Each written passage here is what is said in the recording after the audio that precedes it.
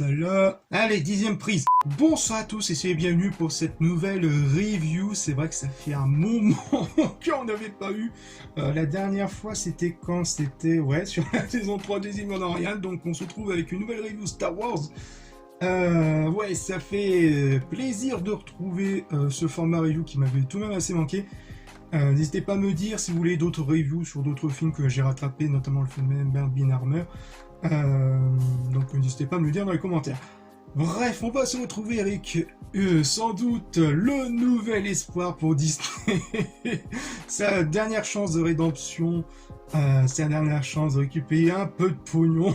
On a vu qu'en ce moment c'est un peu la catastrophe chez eux. Bref, en termes de série Star Wars, est-ce qu'on est en face d'un nouvel espoir? La réponse tout de suite. Petite parenthèse juste avant de continuer, sachez que à la fois cette série sera, que cette review sera non spoil, jusqu'à dire. Je ferai bien sûr une review finale globale une fois que toute la série aura été diffusée. Pourquoi pas une review mi-saison si vous voulez, n'hésitez pas à me le dire dans les commentaires, un peu comme j'avais fait avec Andor. Dernier ajout dans cette petite parenthèse. J'ai changé un peu d'angle de la caméra, c'est juste parce qu'en ce moment il pleut et il fait encore chaud, donc histoire de vous éviter un peu les bruits un peu parasites de pluie. Bon, je pense que ça devrait pas se s'entendre, je vais vous montrer une petite musique de fond. Voilà, donc il y a aussi un peu d'orage. Normalement, ça devrait être bon, ça s'est un peu calmé. Donc voilà, fin de parenthèse, on va se retrouver pour la review non spoil de la série Ahsoka, la nouvelle série Star Wars qui nous avait été teasée tout de même lors de la saison 2 de The Mandalorian. Comment dire? Je dois dire que je suis assez mitigé pour l'instant. Entre pas mal de... il y a tout de même de bonnes choses et de mauvaises choses, notamment une qui m'a fait particulièrement trigger, hein, où ça commence vraiment à me hérisser les poils, ou je sais pas comment essayer de le dire simplement, mais voilà. C'est vrai qu'en termes de série Star Wars, c'est vrai que ça vole vraiment pas haut, hein. À part la série Andor qui plus ou moins propose des trucs assez intéressants que je conseille fortement. Pour moi, c'est celui-là qui sort un peu mieux du lot. Ensuite, les autres séries, forcément. Boba Fett, Kenobi, c'est une catastrophe atomique. Je vous laisserai mes reviews quelque part, soit là ou soit dans la description, ou soit vers la fin. Vous aurez direct mon avis dessus. Rien qu'au niveau des tweets, c'est déjà tout dit. Mais bref, en ce moment chez Disney, c'est vraiment la catastrophe aussi. Alors, entre les polémiques à la con et les polémiques qui va tout vent, c'est... on va dire que c'est vraiment pas la bonne période. Bref, on va revenir à la série. Donc, est-ce que cette nouvelle série Star Wars concentrée sur Ahsoka sera le nouvel espoir de Disney? La réponse tout de suite. Donc, on va retrouver Ahsoka après qu'elle nous ait été teasée depuis la saison 2 de The Mandalorian. Je crois que c'était vers les derniers épisodes, je sais plus, mais je pense que c'est vers les derniers épisodes où on apprend sur l'histoire de Grogu, un peu plus sur l'histoire de Grogu, etc. Donc, elle était à la recherche de Thrawn, l'amiral Thrawn, si vous n'êtes pas vraiment mis à jour concernant Star Wars, sachez que malheureusement, c'est là que c'est vraiment un peu négatif, c'est que c'est vrai qu'on risquerait, concernant ma part, c'est que la série que c'est on va dire une version saison 5 de la série Rebels, c'est une continuité de la saison 5 de la série Rebels, et moi concernant Rebels, j'avais vu quelques épisodes sans vraiment rentrer dedans, j'avais d'autres trucs à regarder, etc. Mais vrai, je fais partie un peu, ça peut rassurer d'autres gens, un peu à la team, un peu paumé. C'est vrai que il y a certains trucs, certains éléments narratifs qui me font un peu perdu. C'est vrai qu'il faut que je me penche vraiment là-dessus, histoire de me mettre un peu mieux plongé dans le bain. Ça c'est l'orage. Mais bref, qu'est-ce que je disais? Toutefois, la série essaye tout de même de poser un peu les bases, que ce soit au niveau narratif, avec quelques petits dialogues, ouais, tu te souviens de trucs ou quoi, ou quelques quelques mises en scène, quelques éléments de mise en scène comme un hologramme pour présenter quelqu'un qu'on connaît pas, etc. Il y a aussi un texte narratif au début qui explique un peu le contexte de la série. Est-ce que ça aide ou pas? Pour ma part, ça m'a un peu légèrement aidé. Mais il faut vraiment... c'est vraiment une série qui est plus concentrée aux fans, mais aussi les fans les plus hardcore de Rebels, quoi. Donc un peu paumé là-dessus, mais toutefois, comme je l'ai dit, il y a quelques mises en scène, quelques dialogues, etc. qui essaient de rattraper le wagon, essaient de rattraper le retard pour tous ceux qui connaissent vraiment pas vraiment trop le délire, voire même qui invitent aussi à regarder la série, etc. Je regarde un peu aussi mes notes de temps en temps, c'est normal, vous avez l'habitude avec les reviews. En premier temps, je voudrais parler des combats. Les combats sont très bien chorégraphiés. Ça, il n'y a aucun problème, sont très bien exécutés, il n'y a aucun problème. Le problème, c'est que pour moi, c'est vraiment mou. Il y a il y a peut-être une petite accélération au niveau du montage, ça aurait été un peu mieux. C'est un peu comme l'avait fait un fan sur X, maintenant, Twitter. Sur X, il y avait un fan qui avait fait le combat de la bande-annonce, qu'il a légèrement accéléré, et franchement, le combat était vraiment cool à voir. Il avait aussi modifié un peu la colorimétrie de l'image de la série, qui est vraiment assez étrange, assez gris, pas vraiment assez... comment on peut dire ça? Assez colorisé, on peut dire ça comme ça. Mais sinon, après, niveau réalisation, ça reste tout de même correct. Après, je respecte le choix artistique. Mais bref, pour revenir au combat, c'est vrai que c'est un peu mou. C'est un manque un peu de peps, un peu de vitesse. Même s'il y a un combat en particulier, notamment avec un certain personnage où il reprend les armes, etc. Bon, c'est un peu logique qu'il galère un peu. Mais bref, après, il y a quelques combats aussi. Il y a aussi notamment un combat en plein air qui fonctionne assez bien. J'essaye d'en dire pas plus, mais je pense que tous ceux connaîtront, pour tous ceux qui l'ont vu, connaîtront de quoi où je veux en venir. Ensuite, il y a aussi le rythme de l'histoire qui est assez mou. Il y a quelques moments un peu gênants, un peu de moments de silence, comme s'ils cherchent un peu leur texte. Même s'il y a certains moments, bien évidemment, qui peuvent créer de la tension, notamment entre Ahsoka et puis un autre personnage, il y a une petite tension un peu.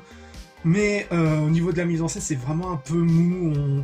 On sent vraiment que, comme je l'ai dit, il y a quelques secondes qui cherchent leur texte ou qui restent avec des positions un peu. Oui, tu as tout à fait raison. Parfois, c'est un peu long comme réaction, notamment à certaines phrases, etc. Pour revenir à l'histoire, pour ma part, l'histoire reste tout de même accrochante, notamment, je suis plus accroché envers les antagonistes, donc les fameux plus Jedi noirs, considérés plus comme Jedi noirs que Sith, de ce que j'ai vu durant les 2 premiers épisodes. Peut-être qu'ils se considèrent comme des Sith vraiment à l'état pur, mais dans la façon dont ils se comportent, etc., c'est un peu vraiment Jedi noir. Ouais, non, les antagonistes sont un peu plus charismatiques. J'ai bien aimé le rôle de l'acteur qui est mort, je sais plus son nom. Ray Stevenson. C'est bon, j'ai réussi à le prononcer dès le premier coup. Mais ouais, je pense qu'il sent vraiment un sacré charisme. Notamment aussi son apprenti qui est vraiment... les 2 personnages, ils seront accompagnés par un autre personnage qui donne vraiment un peu ce côté mystérieux, que certains de leurs actes font un peu sens dans l'histoire. Pour l'instant, ça fonctionne plutôt bien, ça enchaîne. J'ai plus d'empathie pour les antagonistes que contrairement à Ahsoka, où je trouve qu'avec ces 2 autres personnages, je pense que vous connaissez Sabine et l'autre, j'ai encore oublié son nom, la Twi'lek, je pense que ça pourrait se noyer du côté de Sabine au final, où c'est un peu comme la sensation dans la saison 3 de The Mandalorian, où au final c'est un autre personnage qui prend le rôle principal. J'ai peur que ça part là-dessus. Il y a tout de même un petit développement des personnages, la relation notamment entre Ahsoka et Sabine. Mais ouais, même si parfois, niveau construction narrative, il y a aussi cette reprise de l'histoire un peu comme l'épisode 7, où il y a un artefact à retrouver. Cet artefact, il se trouve que c'est une carte pour retrouver quelqu'un, patati patata. Ça, on l'a déjà vu aussi. Hein, c'est un peu redondant, assez répétitif, peu facilité scénaristique, notamment durant son enquête avec Ahsoka. Ouais, ces trucs, je connais un truc comme par hasard, patati patata. Il y a aussi cette reprise de certaines mises en scène proposées des anciens films. J'en ai vu 2 ou 3. D'après mes notes, j'en ai vu 2. Il y en a bien un troisième qui avait pop d'un coup, mais j'ai vite fait parti. Le premier, c'est sûr, c'est la référence à Rogue One, notamment avec la scène de Dark Vador. Mais là, ils l'ont refait, mais ça... c'est beau. En moins bien, c'est un peu moins stylé. Donc le second plan, c'est avec celui de Dark Maul dans l'épisode 1, où dans l'épisode 1, on voit un gros plan de dos de Maul, et il y a un de ses droïdes qui vient lui rapporter les rapports, etc. Et on a à peu près la même scène, on a quasiment la même scène, hein. Cette fois-ci, ça passe pas dans un désert, mais sur une plaine, sur un champ de blé avec l'apprenti... l'apprenti site ou l'apprenti Jedi. Non, je pense que je vais prendre l'apprenti site. C'est un peu mieux prononçable. Mais ouais, il y a à peu près il y a quasiment la même scène. Hein. Voilà. Il y a juste l'environnement qui change.